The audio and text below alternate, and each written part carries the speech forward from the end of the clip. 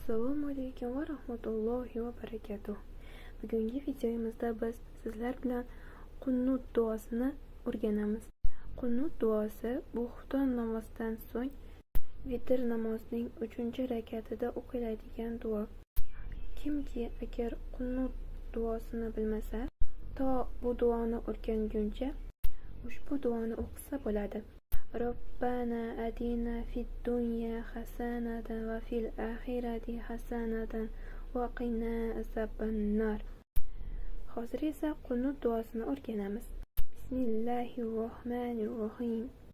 Allohumma inna nasta'inuka va nastaghfiruka va nu'minu bika va natawakkalu alayka va nusni alayka al-khayr wa nashkuruka wa la nakfuruk wa nahla'u wa natruku ma yafjuruk.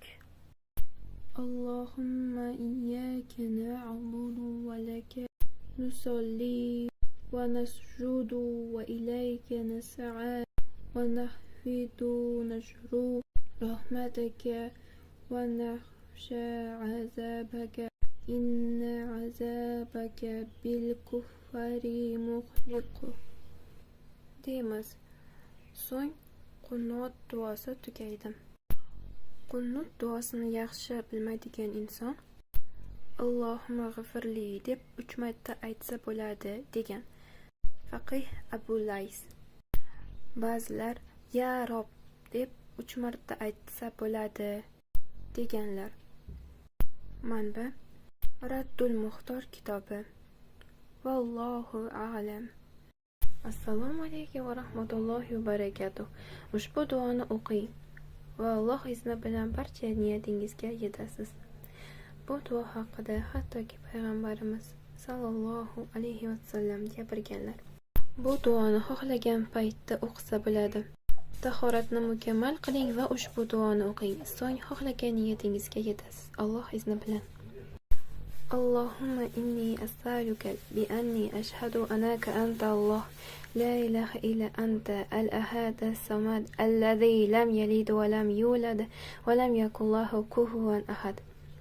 Bu duo haqida payg'ambarimiz ham aytganlar. Ushbu duoni oxirigacha o'qiganingizdan keyin Allohdan barcha niyatlaringizni so'rang. Allohu a'lam. Hurmatli obunachilar, agar shunga o'xshash videolar ko'proq bo'lishini xohlasangiz, bizga obuna bo'ling va bizni kuzatishda davom eting. Keyingi videolar nima haqida bo'lishini xohlasangiz, kommentariyada o'z fikrlaringizni yozib qoldiring. Assalomu alaykum va rahmatullohi va barakatuh.